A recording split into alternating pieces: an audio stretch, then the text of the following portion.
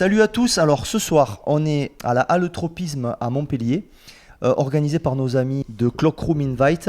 Pour une soirée c'était Miss Kittin et The Hacker. Et on a eu le plaisir de rencontrer Kevin Cherchel, qui est un DJ de Lyon. Je pense qu'il a pas mal de choses à raconter, on est content de l'avoir. Salut Kevin. Bonsoir. Est-ce que tu peux, alors c'est vrai que nous on aime bien, tu vois, remettre les choses dans leur contexte historique. Est-ce que tu peux nous raconter comment tu as démarré alors dans la musique électronique, mais on peut repartir un peu en avant, les premiers émois musicaux, tout ça? Alors, moi, ça a été très rapide, c'est-à-dire qu'à l'âge de 13-14 ans, j'écoutais de Front de K2, tout ce qui était EBM en fait, et Need the Reb, Skinny Puppy, tous ces trucs-là. J'ai été fou amoureux de tout ça. C'était une scène qui m'intéressait beaucoup parce que c'était de la musique électronique avant tout. Et puis après, j'ai rencontré des soirées au Boy à Paris, où il y avait Laurent Garnier qui mixait, et donc j'ai connu l'acid house, les tout premiers trucs qui arrivaient de Londres, et ça me correspondait en fait, parce qu'il y avait moins de texte, et il y avait beaucoup plus de musique, et ça a été un gros coup de cœur. Voilà. Ah, tu m'étonnes, alors là, effectivement là tu touches un point sensible. Tu démarres le BM, bon, forcément dans les années 80. Après le boy, les soirées, donc voilà, effectivement l'arrivée d'Angleterre de l'acid house. Après la new beat, c'est quelque chose que tu écoutais aussi? Oui, beaucoup. J'avais les cassettes, on allait chez les disquaires chercher les tout premiers vinyles, hein, et puis voilà, pour nous c'était quelque chose d'énorme. C'était vraiment un mouvement qui se créait. On avait l'impression qu'il y avait quelque chose qui allait se passer dans la musique. T'étais donc à l'époque, tu n'étais pas sur Lyon, tu étais dans le sud. Ouais, j'étais dans le sud. Quand j'ai commencé vraiment. Et donc avec mon copain de l'époque, on a ouvert un bar et on a fait les toutes premiers rêves partis sur Nice, qui était juste après Paris, hein, parce que c'était très connu à Paris. On montait à Paris faire des rêves et on a commencé à organiser des rêves parties sur Nice. D'accord. Voilà. Donc c'était des moments magiques parce que c'était de la communication, la réunion, plein de gens qui se rencontraient d'un seul coup avec une seule passion, la musique. D'accord. Et ça c'était cool. D'accord. Alors j'ai une petite question au niveau de... Donc, tu me parles des rêves, mais restons un peu juste avant les disques vinyles, parce que j'ai vu que tu jouais vinyle. Ce soir ça m'a interpellé, j'ai dit je connais pas ce gars, je le vois, il joue de l'EBM, après il joue de l'acid house. Il joue de la techno de Détroit, etc., etc. J'ai dit, il faut qu'on lui parle. Les magasins de disques sur Nice, tout ça, tu te souviens où tu achetais les disques? Nice, c'était chez Hit Import. Et après, c'était à Cannes, un truc qui c'était Limelight. Ah oui, Limelight Records. Où j'allais acheter mes vinyles là-bas, en fait. Ouais. Il y avait à l'époque Bruno Barbarella. Et le gars de Limelight qui faisait les premières grosses soirées aussi, mais en club. Là, c'était vraiment du club. Bon, après, l'amour du vinyle, j'ai toujours eu. Hein. Je le garderai toujours. Pour moi, c'est avoir un objet, avoir de la musique entre les mains, et c'est autre chose.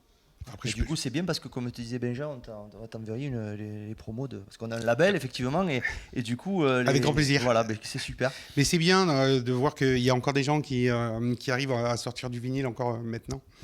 C'est tellement... Après, c'est facile d'arriver avec une clé USB et de mixer, mais moi, j'y prends pas plaisir, en fait. Je m'emmerde. Oui, c'est pas comme tu dis, c'est même pas une question de jugement, c'est une question de ressenti, quoi. C'est vrai que si tu t'ennuies, autant... Je m'ennuie derrière les platines, je m'ennuie en fait. Ça va trop vite, c'est calé, c'est déjà fait, voilà.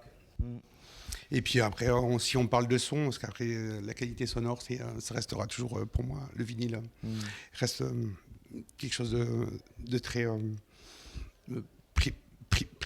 primal en fait. C'est très dur, ouais, c'est organique comme son. Ça n'a rien à voir avec du MP3 ou du son sur clé. Est-ce que tu te souviens alors il y a deux, je vais te poser une question en deux ou deux questions en une. Ton premier vinyle, alors ça peut être un truc de gamin, tu vois, ouais, bien sûr. Ou alors ton premier vinyle offert par les parents, c'est toujours intéressant, mais aussi le premier vinyle que tu as acheté avec ton argent de poche, si tu veux. Alors c'est Dépêche Mode et c'était Shake the Disease. Ah ouais, c'est beau ça. Voilà. Et c'était avec mon argent de poche. Ah, en plus. Voilà, mon tout premier maxi acheté. Et sinon, je crois que ma mère, elle m'avait offert, c'était Sweet Dreams.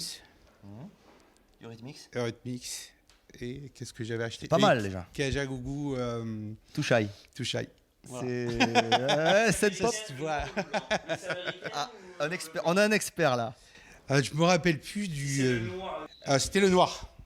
Le noir, voilà. Ça s'appelait Prise Unique à l'époque. Voilà.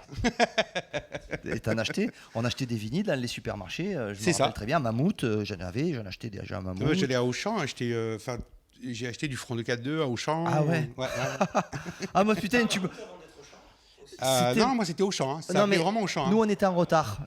Mais Auchan ça existe depuis très longtemps. Nous c'était Mammouth avant que ce soit Auchan. Et à Mammouth, je me rappelle, j'avais acheté Flim Flam. Je sais pas si tu te rappelles, Joint Mix, c'était le hit de musique house, tu sais, de 87-88, Flim Flam. C'était une espèce de mash-up un peu là. Et je l'avais acheté à Mammouth. C'était mon père qui m'avait acheté ça. Moi j'ai fait aussi, parce qu'il y avait un rayon disque. Donc avant j'étais quand même plus les Cure et compagnie, mais dès que j'ai découvert Front, c'était mort quoi. C'était mort. Front de 4-2.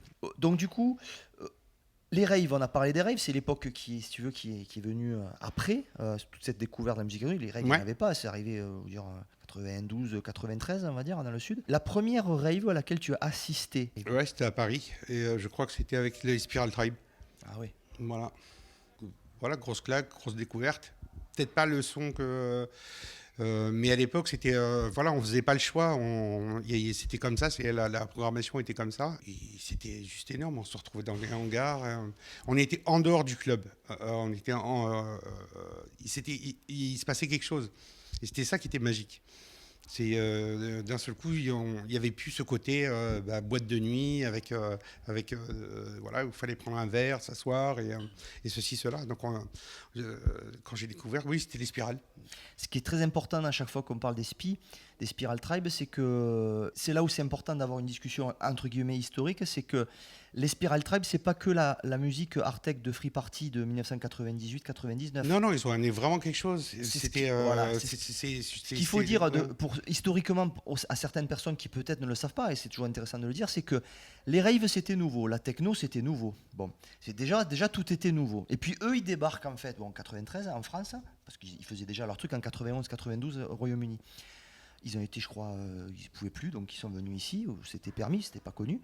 Et quand ils sont arrivés au début, c'est-à-dire les spies en 92-93, le son, les raves c'était nouveau, la techno c'était nouveau, mais eux ils ont amené un son nouveau sur la nouveauté. Et en plus de ça, la rave, elle était gratuite, ça s'appelait une free party. Alors là, et moi ce que j'aime bien dire à chaque fois, c'est que moi j'étais fan des Spiral. Alors j'avoue, je respecte, je suis moins fan de la musique de free party, on va dire, depuis les années 80, fin des années 90, ça me parle moins. Mais c'est vrai qu'au début, c'était complètement nouveau. Et si vous écoutez, j'invite les gens à le faire, le premier album des Spiral Tribe, c'est magique, hyper varié. Ah, on est d'accord. Oui, c'est magique. C'était, ça passait du breakbeat, de la techno, des trucs un peu expérimentaux, un peu speed.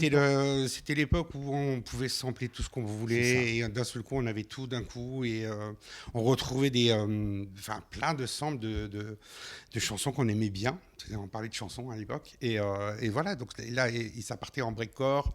Il y avait de l'acide, il y avait de tout. Non, le collectif était très très bien. Et effectivement, oui, c'était gratuit. Ouais, c'était un truc de fou. Dans le sud, ça a laissé des souvenirs, notamment à Montpellier. Je crois qu'ils ont fait, qu'ils ont fait la première à Montpellier en 93, et qu'il y en a qui ont pris la gifle de leur vie à cette époque-là, quoi. C'était à vivre. Non, c'était à vivre, c'était à voir. Ouais. Franchement, c'était quelque chose de très impressionnant. Tu as organisé des raves, toi, de ton côté, après Tu peux nous en parler un peu de cette époque-là? On a organisé les toutes premières raves qu'on a organisées, c'était avec Manu Malin. On faisait descendre les gens de Paris, parce que c'était souvent la scène de Paris qui était très, très mise en avant. Hein. Donc, et ça passait de Pac-Man à Manu Malin, ça passait par Yoka, qui faisait de la trance, ça passait par DJ Bertrand. Ça passait par Jules aussi qui était déjà là. Voilà, il y avait toute cette scène-là, et après on mélangeait tout ça parce que c'était les noms qui nous arrivaient il n'y avait pas Internet, donc voilà, c'était que de bouche à oreille en fait. Et puis donc on bookait ces gens-là, et on a fait des rêves, on a fait plein de rêves avec eux, et on est devenus très proches et très très amis. On peut dire amis maintenant. Après, j'ai ouvert un bar pour faire des afters à Nice qui s'appelait l'Entrepôt.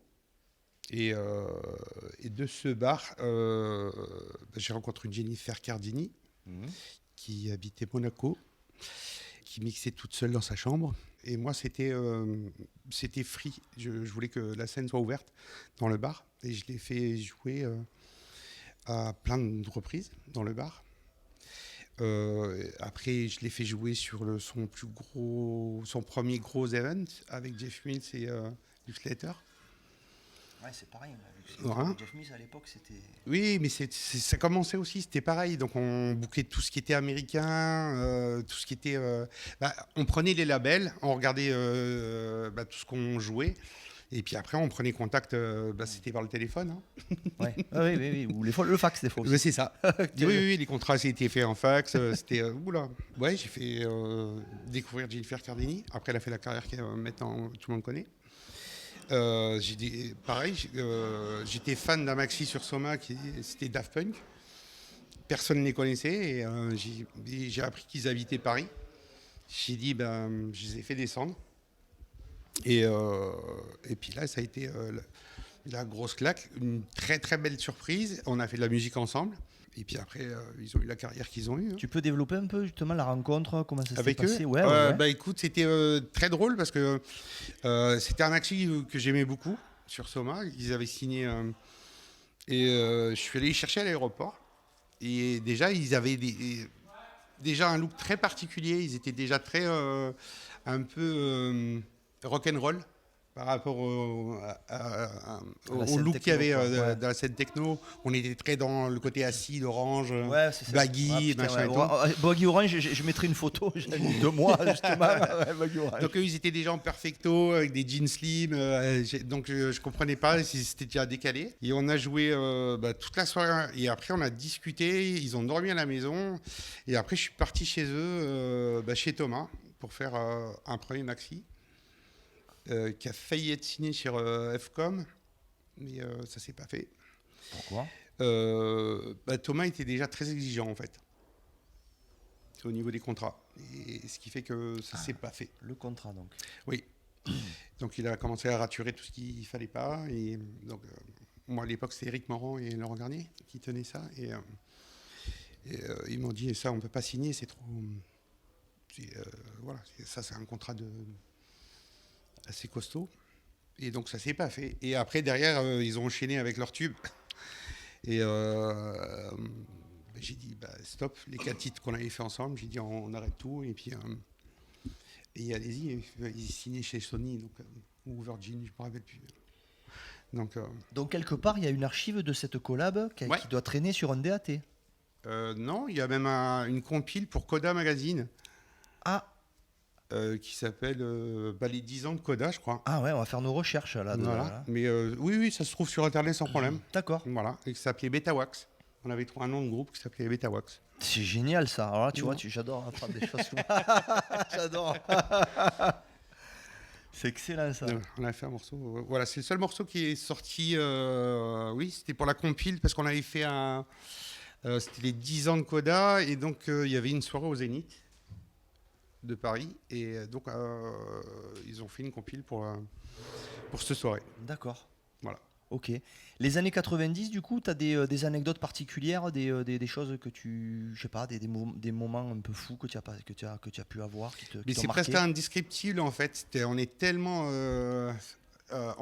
passé à autre chose maintenant que à cette époque-là, mais tout était découverte en fait. Déjà, il n'y avait pas les réseaux sociaux, il n'y avait rien. Donc c'était que du bouche à oreille. On avait l'impression d'être, comme on appelait ça, c'était une famille en fait. Et on se retrouvait et ça, j'ai du mal à retrouver maintenant. C'est ce côté plus, et c'est peut-être pas plus mal, hein, c'est mieux organisé, c'est plus clair et c'est professionnalisé. Voilà. Mais c'est vrai qu'au début, ce bordel, il était, ça faisait du bien aussi. Ouais, ça a marqué, je veux dire, on en parle souvent parce que pour que ça revienne quasiment systématiquement dans les discussions, c'est que les gens, même si, à la limite, on aurait peut-être un peu arrêté tout ça, mais on a des petits jeunes qui n'ont jamais connu ça, tu vois, des moins de 30 ans. et qui sont fascinés par cette époque. Oui. Je crois, comme des gens qui n'ont après, pas connu le rock, ils n'ont pas connu, tu vois, et ce qu'il y a de bien Woodstock. dans la jeunesse, c'est que maintenant, avec Internet, ils ont accès à tout. Donc, ils peuvent d'un seul coup découvrir des mecs comme Jeff Smith, Derek May, ou plein de gens qui ont été précurseurs dans la musique, ou Aphex Twin, donc je suis grand fan. Et, mais les gamins, maintenant, ont accès à tout. Donc, maintenant, ils peuvent vraiment faire un espèce de mash-up de tout ça.